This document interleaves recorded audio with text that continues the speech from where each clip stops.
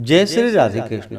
आप सभी का आपके अपने YouTube channel VK Mishra present में बहुत बहुत स्वागत है। आइए आज आप सब सुनेंगे गणेश पुराण प्रथम खंड में तीसरे अध्याय की कथा। अगर पिछले अध्यायों का कथा नहीं सुना हो तो चैनल पे गणेश पुराण खंड 1 के नाम से प्लेलिस्ट बनाया गया है। आप वहां से पिछले अध्यायों का कथा श्रवण कर सकते हैं। इस अध्याय में राजा द्वारा गणेश पुराण श्रवण का संकल्प कथन, वेद व्यास की बुद्धि का भ्रमित होना, गणेश जी का त्रिदेवों को कार्य सौंपने का वर्णन, ब्रह्मा जी ने की गजानन की उपासना, विघ्नेश्वर की उपासना भगवान विष्णु द्वारा, गणेश जी के वरदान से मधु कैटभ का वध, इन सबों का वर्णन किया गया है। तो बोलिए प्रेम से भगवान गणेश की जय, सर्व देवी देवता की जय। महर्षि बोले, हे राजन, कल्पांतर में यह वृक्ष पुनः अपना पूर्व रूप धारण करेगा। जब तक यह पुनः उत्पन्न न हो तब तक मैं तुम्हें गणेश पुराण का श्रवण कराता रहूंगा। तुम पुराण श्रवण के संकल्प पूर्वक आदिदेव गणेश जी का पूजन करो, तब मैं गणेश पुराण की कथा का आरंभ करूंगा। मुनिराज के आदेशानुसार राजा ने पुराण श्रवण का संकल्प किया। उसी समय राजा ने अनुभव किया कि उसकी समस्त पीड़ाएं दूर हो गई है। दृष्टि डाली तो कुष्ठ रोग का अब कहीं चिन्ह भी शेष नहीं रह गया था। अपने को परिपूर्ण रूप से रोग रहित एवं पूर्ववत सुंदर हुआ देखकर राजा के आश्चर्य की सीमा न रही और उसने महर्षि के चरण पकड़ लिए और निवेदन किया कि हे प्रभु, मुझे गणेश पुराण का विस्तार पूर्वक श्रवण करवाइए। महर्षि ने कहा कि हे राजन, यह गणेश पुराण समस्त पापों और संकटों को दूर करने वाला है। तुम इसे ध्यान पूर्वक सुनो। इसका श्रवण गणपति भक्तों को ही करना चाहिए, अन्य किसी को नहीं। कलयुग में पापों की अधिक वृद्धि होगी और लोग कष्ट सहन में असमर्थ एवं अल्प आयु होंगे। उनके पाप दूर करने का कोई साधन होना चाहिए। इस विचार से महर्षि वेद व्यास ने मुझे सुनाया था। उन्हीं की कृपा से मैं भगवान गणाध्यक्ष के महान चरित्रों को सुनने का सौभाग्य प्राप्त कर सका था। महाराज, भगवान गजानन अपने सरल स्वभाव वाले भक्तों को सब कुछ प्रदान करने में समर्थ हैं। निर्भिमान प्राणियों पर वे सदैव अनुग्रह करते हैं, किंतु मिथ्याभिमानी किसी को भी नहीं रहने देते।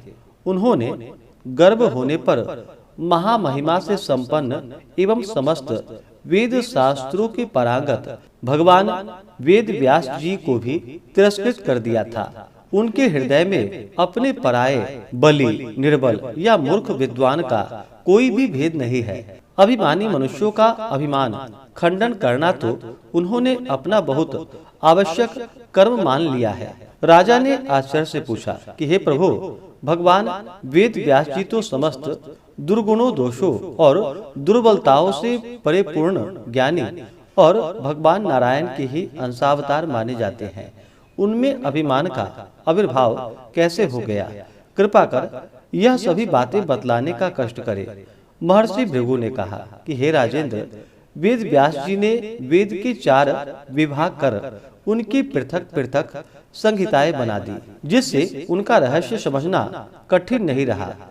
उनके उस अपूर्व कार्य की विद्वत समाज में बड़ी प्रसन्नता हुई। उसने इससे उन्हें अपने पर अत्यंत गर्व होने लगा। फिर उस वेद ज्ञान को अधिक सुलभ करने के उद्देश्य से उन्होंने पुराणों की रचना आरंभ की। अब वेद व्यास की बुद्धि का भ्रमित होना। इसका कथा, महाराज, गणेश जी आदि देव हैं, इसलिए समस्त कार्यों में गणेश जी का प्रथम स्मरण करने के ही परिपाटी प्राचीन काल से चली आ रही है। किंतु श्री वेद व्यास जी अपनी पुराण रचना के आरंभ में भगवान गणेश्वर की वंदना करना भूल गए। उसके फलस्वरूप उनकी स्मरण शक्ति क्षीण होने लगी। वे अनेक मुख्य बातों को भूल जाते। बहुत याद करने पर भी अनेक बातों में उन्हें सफलता न मिल पाई। वे किंचित कर्तव्य विमूढ़ होकर लोक पितामह ब्रह्मा जी की सेवा में उपस्थित हुए और उनकी वंदना कर बोले कि हे ब्राह्मण, मैंने वेद के 4 विभाग करने के पश्चात पुराणों की रचना आरंभ की थी, किंतु मुझे बड़ा आश्चर्य है कि अब कुछ सोचता ही नहीं कि मैं क्या लिखूं। हे प्रभु, मेरे ज्ञान नष्ट होने का क्या कारण है, यह बताने की कृपा करें।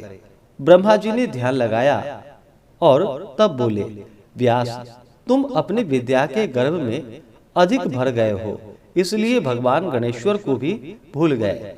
तुमने पुराण रचना के आरंभ में उन आदिदेव की वंदना और मंगलाचरण तक नहीं किया है, तब फिर तुम्हारा ज्ञान क्यों न नष्ट होगा।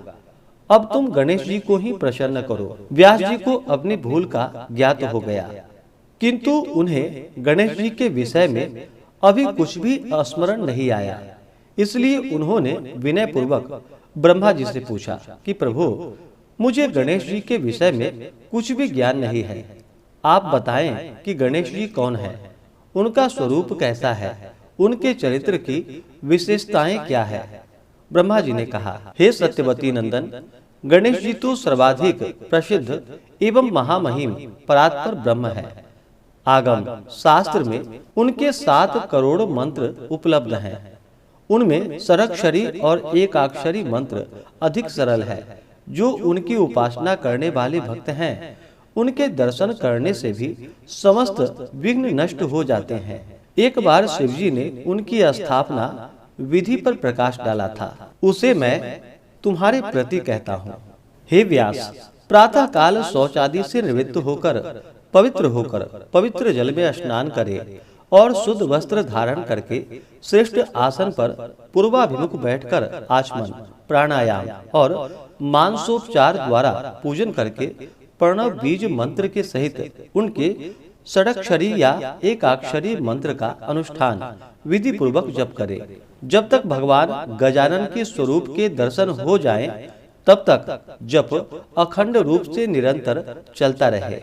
इस प्रकार की आराधना करने पर भगवान गणेश्वर अवश्य ही प्रसन्न हो जाते हैं। ब्रह्मा जी से उपासना विधि सीखकर व्यास जी ने उन्हें प्रणाम किया और बोले, हे ब्राह्मण, गणेश मंत्र और बीज कौन सा है, उसका जप अब तक किस किस ने किया है और उसे क्या क्या सिद्धियां इससे प्राप्त होती है। ब्रह्मा जी ने कहा, हे व्यास, श्री गणेश्वर ओमकारमय है। समस्त वेद उन्हीं का गान करते हैं। प्रणव समस्त मंत्रों का बीज है और उसके द्वारा भगवान गजानन का ही जप या स्तवन होता है। अकेले प्रणव की ही बड़ी महिमा है। उसी का जप करके देवता, मनुष्य, ऋषि मुनि आदि सभी अपने अपने अभिष्ट की सिद्धि कर सकते हैं। व्यास जी बोले, इसे कुछ विस्तार से समझाकर कहिए। गणेश जी की महिमा के विषय में मेरी जिज्ञासाएं बढ़ती जा रही है। हे पितामह, मुझ पर कृपा कीजिए। ब्रह्मा जी बोले, द्वैपायन में मैं तुम्हें प्राचीन काल का एक प्रसंग सुनाता हूँ। जब संसार का प्रलय काल उपस्थित हुआ, तब जल वायु के घोर उत्पात से सृष्टि नष्ट हो गई। समस्त सृष्टि ही माया मोह में डूबकर अदृश्य हो गई। उस समय मैंने, विष्णु ने और शिव ने एक साथ बैठकर विचार किया कि अब क्या किया जाए। कोई उपाय भी नहीं सोचता, फिर पूछे भी तो किससे, कहीं कोई दिखाई नहीं देता था। हे सत्यवती सुमन, हम तीनों ने पाताल लोक जाकर घोर तपस्या की, किंतु कोई फल न निकला। हम बहुत थक गए, तो वहां से पृथ्वी पर आकर घूमने लगे। सर्वत्र अंधकार था। उसमें एक जलाशय दिखाई दिया। उसमें बड़ा तेज था, जिसकी सहायता से आकाश में गमन करने की बड़ी सुविधा प्रतीत हुई। किंतु भूख प्यास से व्याकुल होने के कारण हम अधिक भ्रमण में भी असमर्थ हो गए। हम थककर एक स्थान पर रुके ही थे कि हमारे समक्ष करोड़ों सूर्यों के समान प्रकाश प्रकट हो गया। हमने ध्यान से देखा तो उस प्रकाश पुंज में भगवान गणाध्यक्ष विराजमान थे। हमने तुरंत ही उन्हें प्रणाम कर स्तुति आरंभ की। हे विश्व के भरण करता अखिलेश्वर, आपको नमस्कार है। हे समस्त कारणों के भी कारण, हे प्रभु, आपको नमस्कार है। हे नाथ, आप वेदज्ञों के लिए भी अदृश्य ही रहते हैं। हे समस्त वरों को प्रदान करने वाले परात्पर ब्रह्म, आपको नमस्कार है, नमस्कार है। हम त्रिदेव की स्तुति सुनकर आदिदेव गणेश्वर ने कहा, त्रिदेव, मैं प्रसन्न हूँ, आप वर मांगिए। तब हमने प्रार्थना की कि प्रभु, हम क्या मांगे, यह हमारी समझ में ही नहीं आता, इसलिए आप ही हमें उचित आदेश दीजिए, वही हमारे लिए श्रेष्ठ वर होगा। गणाधिपति ने मुस्कुराते हुए कहा, ब्रह्मा, विष्णु, शिव, मैं आप तीनों को पृथक पृथक 3 कार्य देना उचित समझता हूँ। चतुरानन, आप सृष्टि रचना का कार्य करो, विष्णु उनके पालन का भार ले ले, और अंत में शिव उसका संहार कर दे। यह कहकर उन्होंने ब्रह्मा जी को सृष्टि रचने की शक्ति दी और विष्णु को संसार के पालन की सामर्थ्यता प्रदान करते हुए अपने दशाक्षरी मंत्र गंग क्षिप्र प्रसादनाय नमः का उपदेश दिया। फिर शिवजी को अपना एकाक्षरी मंत्र गंग और षडक्षरी मंत्र वक्रतुंडाय हुम तथा समस्त आगम विद्या और संहारक शक्ति प्रदान कर दी। तब ब्रह्मा जी ने निवेदन किया, हे देवादिदेव, हे गणाध्यक्ष, हे सर्वशक्तिमान प्रभु, मैं सृष्टि के विषय में कुछ भी नहीं जानता, उसे मैंने कभी देखा तो क्या, सुना भी नहीं है, तब उसकी रचना कैसे कर पाऊंगा। गणेश्वर बोले कि हे चतुर्मुख, सृष्टि का दर्शन करना है तो मेरे शरीर में विद्यमान अनंत ब्रह्मांडों का अवलोकन करो, फिर तो मेरी कृपा से तुम सहज रूप से ही सब कार्य स्वयं करने लगोगे। हे मुने, यह कहकर उन्होंने मुझे दिव्य दृष्टि दी और फिर अपने श्वास के साथ भीतर खींच लिया।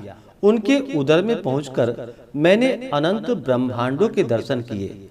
वहां मैंने समस्त जीवों के साथ स्वयं को, विष्णु के और शिव को भी देखा। जो दृश्य एक ब्रह्मांड में दिखाई दिया, वही अब ब्रह्मांडों में भी देखे थे, जिससे मैं भ्रमित होकर गणेश जी की स्तुति करने लगा। तब गणेश जी ने मुझे अपने निश्वास के साथ बाहर निकाल दिया। बाहर निकलकर मैंने देखा तो कोई नहीं था, न विष्णु, न शिव और न भगवान गणेश्वर ही। तब मैं सृष्टि रचना का संकल्प करने लगा। मुझे समस्त वेद शास्त्रों का स्वतः ज्ञान हो गया। संसार में मेरे समान वेदज्ञ कोई नहीं था, इसलिए सर्वत्र मेरी प्रशंसा होने लगी, जिससे मन में बड़े भारी अभिमान की उत्पत्ति हो गई। बस वह अभिमान मेरे कार्य में पूर्ण रूप से बाधक बन गया। सृष्टि रचना के समय अनेकानेक विघ्न आ उपस्थित हुए। तब मैं भगवान गणेश्वर का ही ध्यान करने लगा और मैंने उनकी स्तुति करते हुए केवल इतना ही कहा, प्रभु, इस विपत्ति से उबारिए। हे रंभ, मुझ पर कृपा कीजिए। तभी मैंने आकाशवाणी सुनी, चतुरानन, किसी वट वृक्ष के नीचे बैठकर तपस्या करो, साथ ही भगवान गणेश्वर का ध्यान और मंत्र जप भी करते रहो। महर्षि भृगु ने राजा सोमकांत के प्रति कहा, हे राजन, तब ब्रह्मा जी ने वेद व्यास को बताया कि आकाशवाणी सुनने के पश्चात मुझे एक स्वप्न दिखाई दिया कि प्रलय में सब कुछ लीन हो जाने पर भी केवल एक विशाल वट वृक्ष ही शेष बच खड़ा रहेगा। उस वृक्ष के एक पत्र पर कोई बहुत छोटा बालक लेटा हुआ है। मैंने ध्यान से देखा तो उसका रूप भगवान विनायक देव के ही समान था। उसके दर्शन कर मुझे बड़ा आनंद हुआ और मैं पुनः गणेश मंत्र का जप करने लगा। हे मुनि, तभी मैंने देखा कि वह बालक धीरे धीरे मेरे पास आ गया है। उसने कहा, चतुरानन, समस्त चिंताओं को त्याग कर मेरे एकाक्षरी मंत्र का 10 लाख जप करो। जप का यह अनुष्ठान पूर्ण होने पर तुम मेरा साक्षात दर्शन करोगे। बस यह सुखद स्वप्न देखकर मेरी नींद खुल गई। हे व्यास, फिर मैंने एकाक्षरी मंत्र का जपानुष्ठान आरंभ किया। जिस प्रकार भी संभव हुआ, मैंने उन आदि देव को पूर्ण प्रसन्न करने का प्रयास किया। अनुष्ठान पूर्ण होने पर मुझे भगवान गणेश्वर के साक्षात दर्शन हुए। उनके अत्यंत तेजस्वी और विलक्षण रूप के समक्ष मेरे नेत्रों में चकाचौंध भर गई और स्मृति भी नष्ट हो गई। उसी समय मेरे कानों में भगवान गजानन की गंभीर वाणी सुनाई दी। चतुरानन, स्वप्न में मैंने तुम्हें प्रत्यक्ष दर्शन देने का वचन दिया था, उसे मैंने पूरा कर दिया है। अब तुम अपना अभिलषित वर मुझसे मांग लो।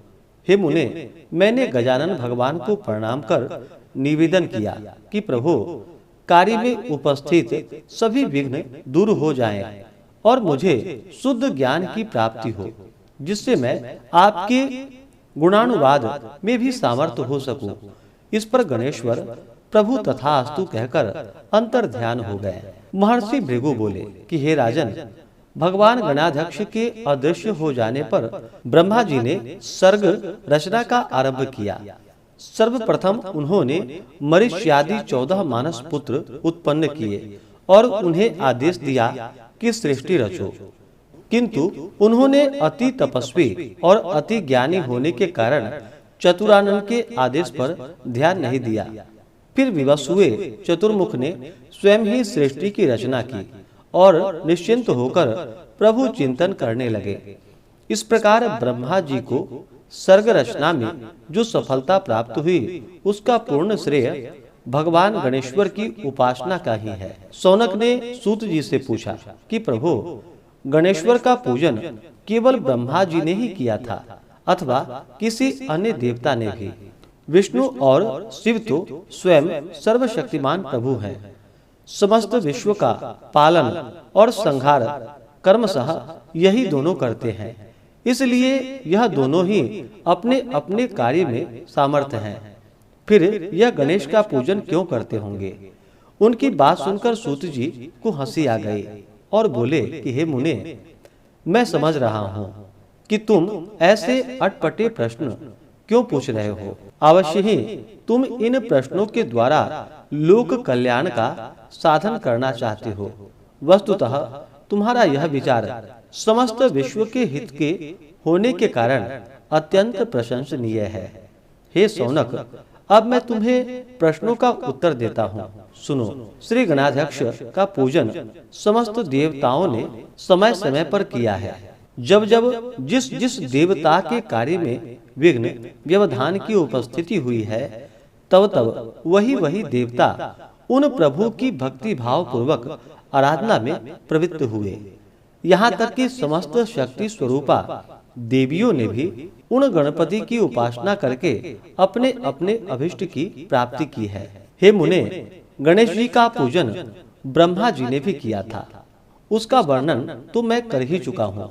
भगवान विष्णु ने भी संकटग्रस्त होने पर उन्हीं प्रभु की उपासना करके सिद्धि प्राप्त की थी। इस संबंध में स्वयं ब्रह्मा जी ने व्यास जी को जो उपाख्यान कहा था, वही महर्षि भृगु ने राजा सोमकांत के प्रति कहा था। उस परम हर्ष को देने वाली गाथा को मैं तुम्हारे प्रति कहता हूँ, तुम ध्यान से सुनो। एक बार जब ब्रह्मा जी सृष्टि रचना में लगे थे, तब भगवान विष्णु के कानों में से मधुकैटभ नामक 2 दैत्य उत्पन्न हो गए। वे भूख से व्याकुल होकर इधर उधर देखने लगे तो ब्रह्मा जी पर दृष्टि पड़ी। फिर क्या था, वे उन्हें ही खाद्य समझकर उनकी ओर दौड़े। ब्रह्मा जी उनकी चेष्टा देखकर भयभीत हो गए। उन्होंने व्याकुल होकर योग माया से निवेदन किया कि भगवान विष्णु को जगा दो देवी, अन्यथा यह असुर मुझे खा डालेगा। योग माया की प्रेरणा से भगवान की निद्रा दूर हुई।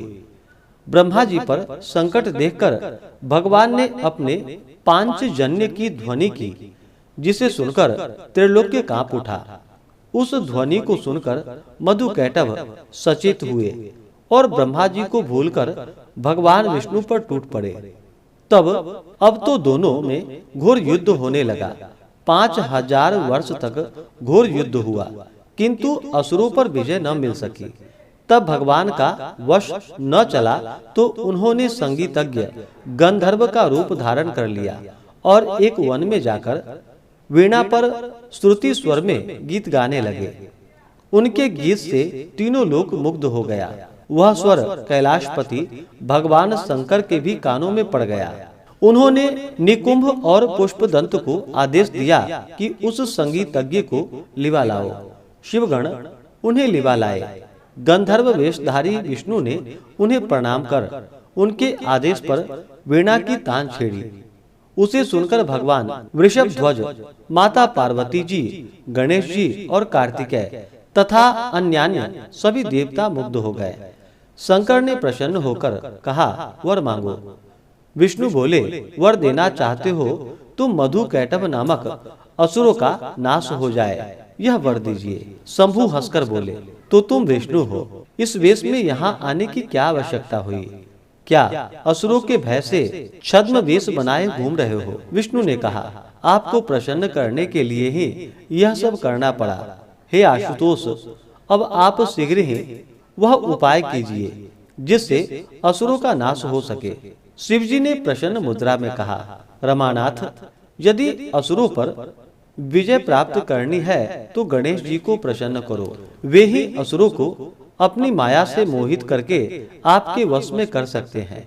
विष्णु बोले, उन्हें प्रसन्न करने की विधि बतलाइए। पार्वतीनाथ, बिना विधि के पूजा सफल नहीं हो पाती। शिवजी ने उन्हें षोडशोपचार युक्त गणपति पूजन की विधि बतलाई। तदुपरांत भगवान विष्णु ने गणेश जी की 100 दिव्य वर्षों तक उपासना की। उनके घोर तप से प्रसन्न हुए गजवदन प्रकट हो गए।